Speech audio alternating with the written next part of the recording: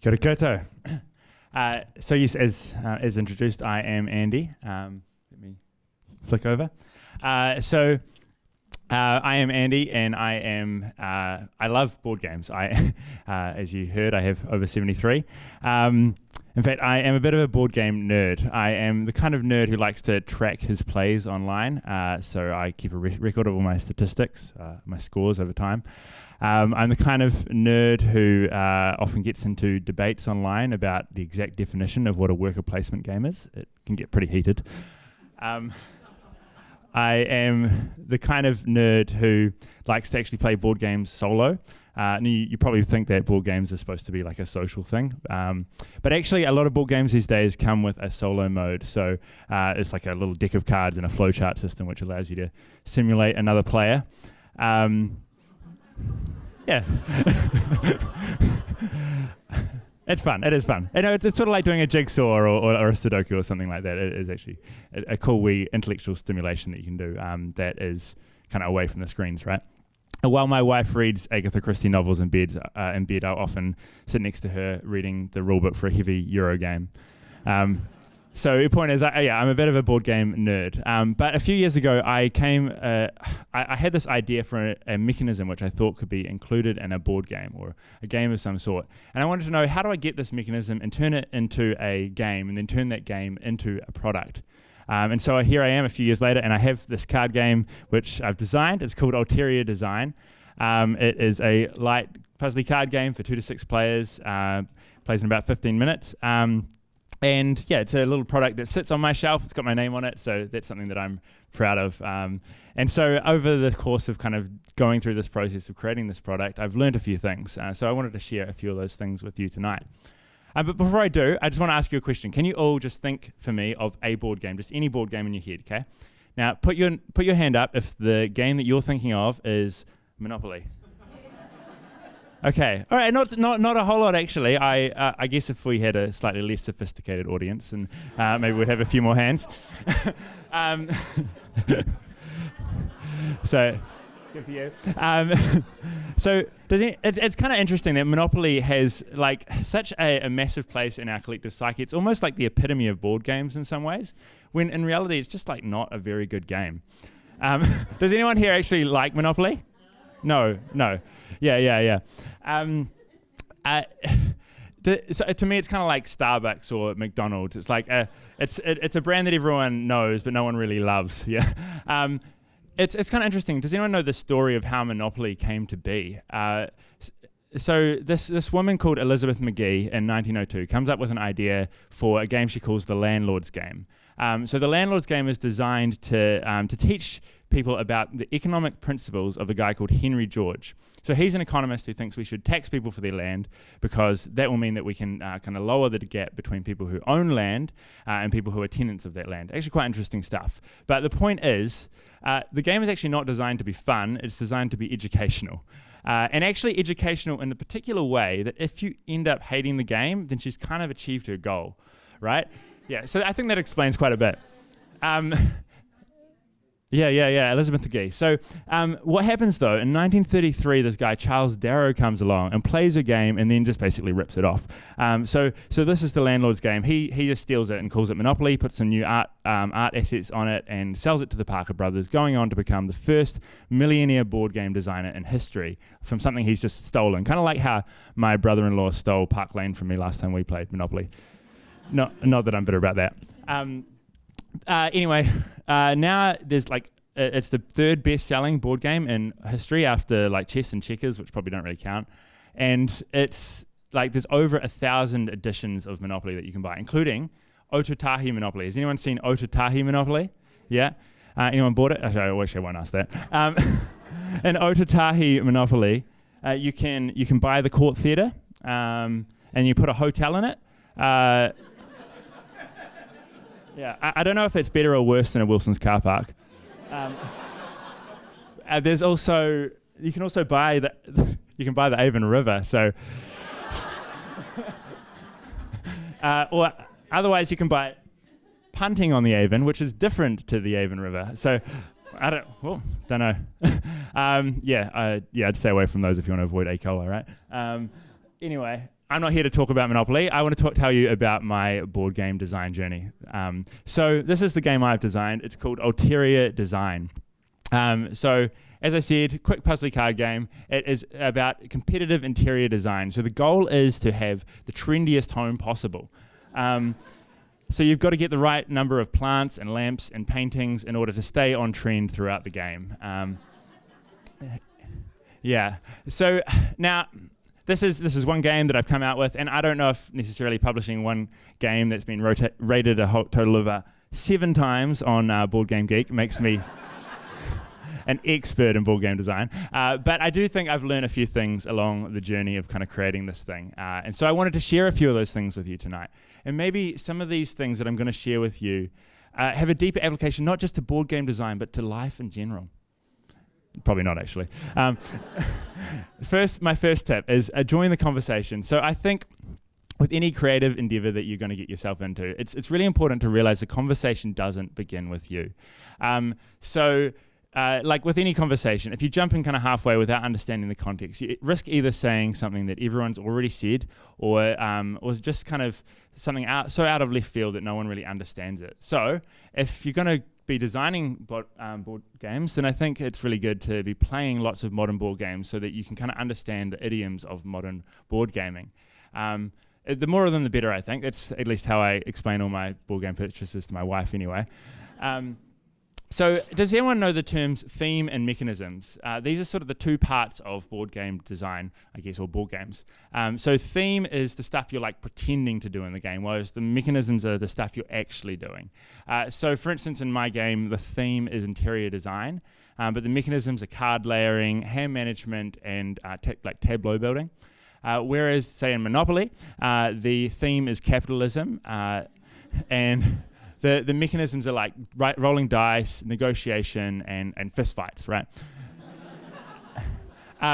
So I think if you want to create a game that feels modern, one of the key things to be doing is to make sure that the mechanisms that you have in your game give your players a sense of agency and control over the game state throughout the game. So in that vein, there's like a few things in particular I think you really want to avoid if you want your game to feel modern. And so these are sort of like some classic, maybe older feeling mechanisms that you'll find in a lot of older board games. And you can probably think of, there's probably many more of these, but I'll just give you a few kind of examples of mechanisms to avoid. So the first would be roll and move. So you can think of like Snakes and Ladders or Game of Life or Monopoly, right? This is where you like roll a die or some dice or spin a spinner, and then that just kind of determines where you go on your turn. And that's like that's what happens on your turn, rather than any decision that you make. So rather than you getting to decide where you go, it's determined by some random output of chance. Obviously, that removes some agency from what you get to do. The second one would be a player elimination. So you'll see this in games like Risk. You'll see it in games like Werewolf. It's a good game, but this is maybe a flaw with it. Or, of course, Monopoly. So this is where like halfway through the game, you just kind of get kicked out completely, and maybe you have to like go make a cup of tea or do the vacuuming, or just go home because there's nothing left to do. Yeah, exactly. It takes a long time with Risk, I heard from the audience, which is correct.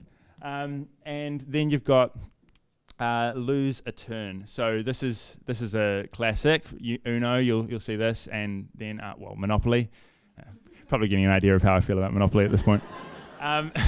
So lose a turn. That's when in like a 4-player game, you have to wait for 3 other people to go twice before you get to go again. So you're kind of like twiddling your thumbs for 6 turns. Well, you just can't do anything to affect the game state. So those are the kinds of mechanics that really like feel a bit dated because they remove agency from the player. And I think unfortunately a lot of people think that maybe they don't like board games because a lot of the games that they have played were games they played when they were growing up, which maybe had some combination of these kinds of mechanics in them, right? If that's you, then try a modern board game. You might find it's something different to what you thought. Here's my second tip. Less is more. So I think with board game design, when you come across a problem or like an edge case, it's really tempting to maybe like try and add more rules to paper over the edge cases that you have in your games. But every rule that you add is a rule that someone's going to have to read in a rule book and then understand and then teach to all their friends, right? So If you can solve a problem by removing a rule rather than adding it, then you've lowered the barrier to entry to your game, like just that little bit more. Some of the best games out there have like a really minimal rule set, but a high amount of emerging complexity that comes from the way that those rules interact with one another. So, quick quiz: what's the best ancient game that has a low number of rules, but a high amount of emerging complexity coming from the way that those rules interact? Go. No, I said the answer. It's Go. Yeah. Cool. So you don't necessarily have to have a 30 or a 50-page rule book in order to have like the best game out there. But you do have to have some rules, right? So how do you decide whether a rule is worth having? So one of the measures, I think, for whether a rule is good or not is how thematic it is. So if you have rules and theme which kind of don't gel well together, which maybe have some disconnect, then you create something that's called ludonarrative dissonance. That's a nice wee syllable phrase that you can pepper into your conversations. Ludonarrative dissonance. So that's when the mechanics and the theme really feel like they're disjointed from one another. But if you can create games where create rules where they feel really thematic, like they fit in the world that you're creating in the game, then they'll stick in people's heads just that little bit more easily. And they'll be a little bit more easy to remember and learn as well, right? They're just kind of a bit more intuitive. So for instance, in my game, the tiebreaker rule is that it's about interior design, you're trying to stay on trend. The tiebreaker rule is that if there's a tie, the tie is broken by the person who has waited the longest since their last turn because they were trending before it was cool. Yeah. So I think it's a good rule because it's hopefully thematic, but also it's fair because it means that if you've waited longer and you've had less chance to affect the game state, and so you've got more chance of winning in that event of a tie. Yeah. You'll wrap your hand around it eventually. Yeah. Cool. So another measure for whether a rule is worth putting in or not is how conventional it is. So if you're going to kind of break conventions, then those breakages of conventions are going to be that much more kind of expensive to put in your game because people are going to have to figure out, okay, this is how this thing normally goes. If like say you're creating a deck builder and they've played your players might have played 5 other deck builders beforehand, and every single one they do the discard in this particular way, but in your game you want to do it a different way. That is an extra cost that you are paying that people are going to have to kind of think extra hard about. And so be careful when you're breaking conventions to do it really deliberately and thoughtfully. Okay, third tip. Learn to listen. So one of the really important parts of creating a game is the playtesting process. So playtesting is when you get your game and you put it in front of as many different people as possible, people who you know, people who you don't, gamers, non-gamers, and you try and collect feedback. And then the really, really hard part is being able to take that feedback on board and kind of biting your tongue, right? So you need to kind of separate yourself from your art a little bit, and that can be really difficult to do, but it's really important. Those playtesting sessions are not like marketing sessions. You're not defending your thesis. You're actually trying to make your game the best thing it can be. And so every piece of criticism that you get is a really valuable thing that you should make the most of. And in fact, if you get defensive once people start giving you criticism, then it's very likely that they'll stop giving you useful criticism because they'll know that you're not actually going to listen to anything I have to say anyway. When you are listening to your criticism, your feedback, something to be doing is not just listening to the solutions that people are giving you, but listen to the problems behind those solutions. And so something interesting about game design that's different to any other kind of design, I think, is in every other kind of design, you're trying to really minimize friction as much as possible and make it as obvious as possible to your users how to get the thing done that they want to get done. Whereas in game design, you're actually often trying to obscure the most obvious choice and make the decision space kind of more difficult to navigate on purpose. You actually introduce friction often, and part of the process of part of the fun of a game is the frustration you feel when you can't do the thing you want to do. So sometimes you'll get feedback that might be around the kind of vein of, I wasn't able to do the thing that I wanted to do, and that might actually be good, right? That might actually be part of what you want in your game. But there's another kind of frustration that you might see in your players, which you should be looking out for, and this is more along the lines of usability. So say someone doesn't actually understand how to do the things that they should be able to do in your game, then that's sort of a different concept, really. So, for instance, in my game, early on, I had cards which were monochromatic. They just were sort of like the same color, and they blended into one another on the table. It was very hard to tell where you could legally place a card. So the cards in my game, you have to place them so that they overlap another card. And I found that people were a bit disoriented once you sort of started building out your home a little bit. And so people suggested that I add a border around the cards so that you could figure out which ones are on top. I felt that would sort of break the immersion a little bit. Not that it's a super immersive game. But what I came up with to solve that problem was that I made the cards light on one side and dark on the other, and then have a skirting board on the bottom. And that's enough sort of to orient where the cards should be able to go on the table and which cards are kind of on top of which other cards. Another thing you want to be listening for is places where people feel like they don't have agency in the game. Again, kind of going back to that first point. So early on in my game, I started with a random setup for each person's house. And so I felt like in the first couple of rounds, people gave me the impression that they didn't really feel like they were in control over the game or were able to affect the game state as much as they would like to. And so I made a change to allow people to choose the first card that they play to their home. So this gives them more agency. It does come at the cost of them having to make like an upfront decision about the game before they maybe understand how the whole game flow works. But I felt that that was worth the cost to pay. So there's going to be different ideals that are competing against one another, and you kind of just have to weigh them up in the end, which one's more important for your game at this time. Another part of the playtesting process is, I think, trying to get your ideas out of your head and onto the table as quickly as possible. And so to do that, I think you should try and create ugly prototypes. The idea of creating ugly prototypes means that there's less time for you to get your ideas onto the table, and then you can iterate, find what's good and find what's bad, and kind of make the best game that you can.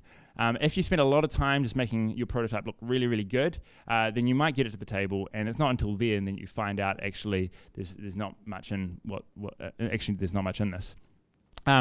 Another good thing about ugly prototypes is that people are more willing to give you kind of harsher feedback on it. And so they can tell that you haven't put a lot of time into effort into it because you haven't. And so, yeah, they're more willing to give you criticisms, which are more valuable. And maybe you'll be more willing to take those criticisms on as well because you haven't put a lot of heart and soul into it. You can see here kind of 7 iterations of my game. There's far more of this throughout the kind of the course of development.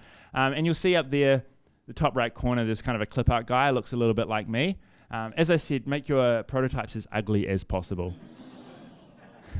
So I'm going to finish by asking a question. Why do we play games? So I think it's a good question to ask yourself as a designer. And I think there's lots of reasons to play games. We play games because we want to win. We play games because we like solving puzzles. Maybe we play games because we just want to do something social. Or maybe we want to like inhabit a world or a character. All those are valid reasons. But I think there's deeper reasons as well to play games. I think that actually playing board games teaches us life skills. It teaches us how to win and to lose graciously. And we learn maths and logic and reasoning and communication skills, language skills. And also we learn not to take life too seriously. I think no matter what game you're playing almost, you're going to be trying to win, aren't you? But at the same time, while you're trying to win, you also kind of have this thought in your head, it's just a game and it doesn't actually matter if I win or not. And that's sort of a paradox that you kind of have to sit with every time you sit down to play a game. There's a prolific game designer, Nite ChCh, who put it really well. He said, we all thrive to win, even though winning as such is utterly unimportant. It's the objective, the aspiration that counts. And I think that's a kind of a good philosophy to bring into your gaming, into your game design, and maybe into life in general. Yeah. Any questions?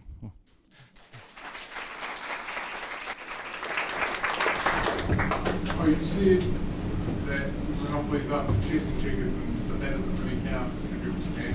Oh, yeah. They don't count. No one gets royalties for chess and checkers. Oh. So. Where do we buy your game? Great question. Exactly what I wanted. So you can buy it at Scorpio Books. So it's you down there, just down the road. Otherwise, there's Card Merchant in Addington, there's Meepleopolis in Richmond, and Piccadilly Bookstore in Avonhead. Otherwise, there's some online places as well. Yeah. You mentioned that there is a mechanic that you thought of that you hadn't seen in many games before. Okay. What was that mechanic? Yeah, so this was the card layering idea. So if I go to there, no, I have to go right back. There we go. So basically, the rules for the idea was I wanted to have something in the middle that you were all aiming for, and something that each person has, and you're trying to match what's in the middle with what you have. And the way you do that is having cards which can all be played on top of each other, but each time you play something down, it covers part of what's already there. And so the rules are that you have to cover half of a card which is on top of the other cards. So because of the light and the dark sides, that means you're always going to be changing at least one light to a dark side or a dark to a light side. And so that restricts you in kind of where you can place things, and you've got different cards in your hand which allow you to play. You can play those 3 cards, but you can also play them not just to your own home, but you can also play them to the middle to change what's trending, or you can play them to your neighbour's home to sabotage them. And in each of those cases, it's the same kind of mechanic for where you can validly place a card. And so that was kind of the idea I initially had. Yeah. I come from a digital gaming background, software gaming, and that's about marketing, pitching, and money. So clever thinking. So you've obviously got clever thinking. What are the age groups for your game? Because it looks quite simplistic. Yeah. And I like a card game that you can play with 4 and up.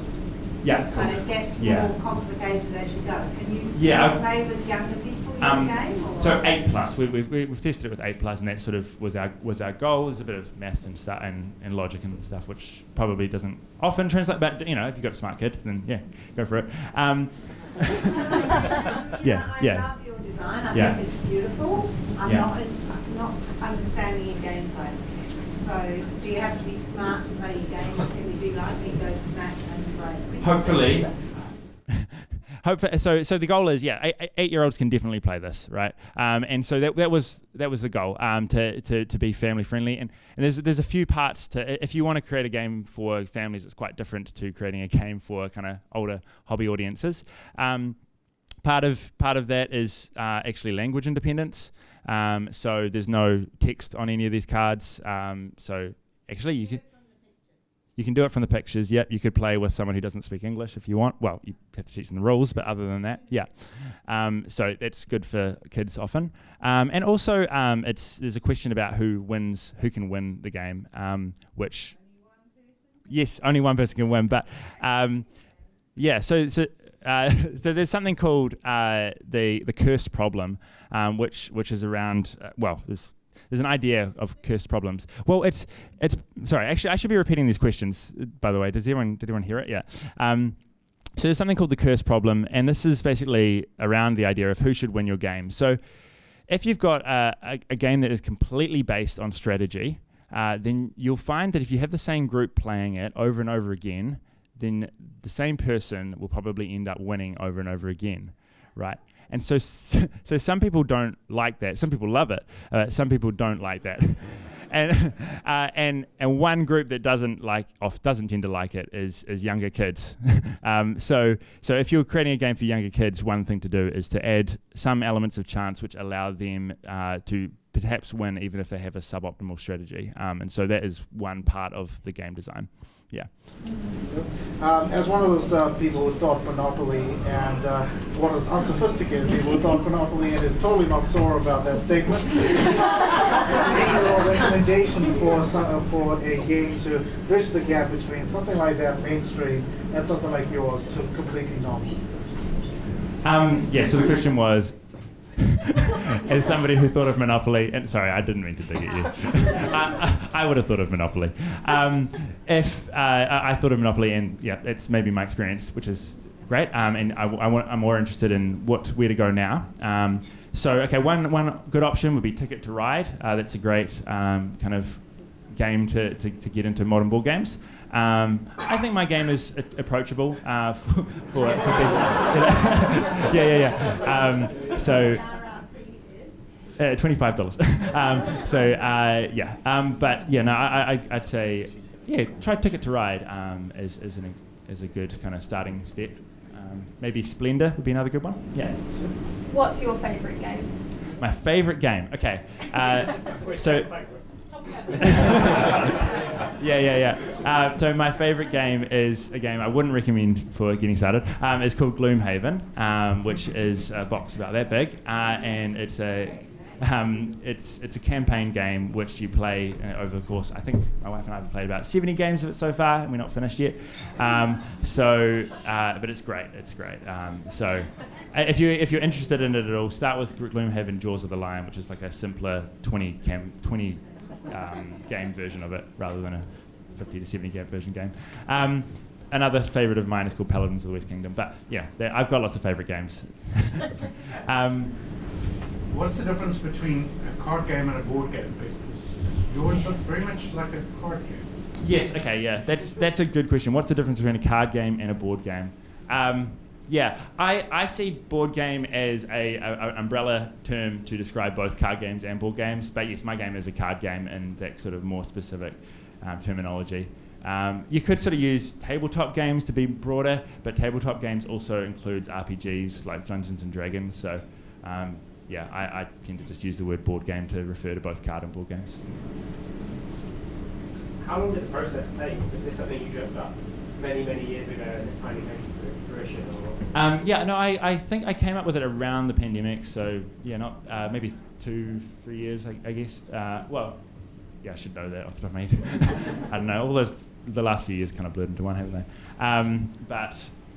A few years, but it does take a bit longer than, say, like a digital game would take potentially because of the time from, all the playtesting and iteration and stuff. You've got to create new prototypes and then actually manufacturing and distribution, getting the art and all that. It's just a long process. So yeah. So why interior design? What was the inspiration? It's an unusual subject. Oh, interior design. Okay, yeah. So what was the inspiration for the theme of interior design? I came up with the idea of the mechanism, and I really was just like, thinking about that mechanism for a couple of months before the idea hit me, I guess. Actually, the idea probably came from just walking into different eateries. Originally, it was called Eatery because I don't know if you guys have noticed this, but if you kind of walk into any eatery, they kind of all look the same. But there's some plants on this wall and then some paintings on this wall, and so that was where it originally came from. I mean, we love it. Yeah, I love it. I've got a beard, right? So yeah. Anyway, so.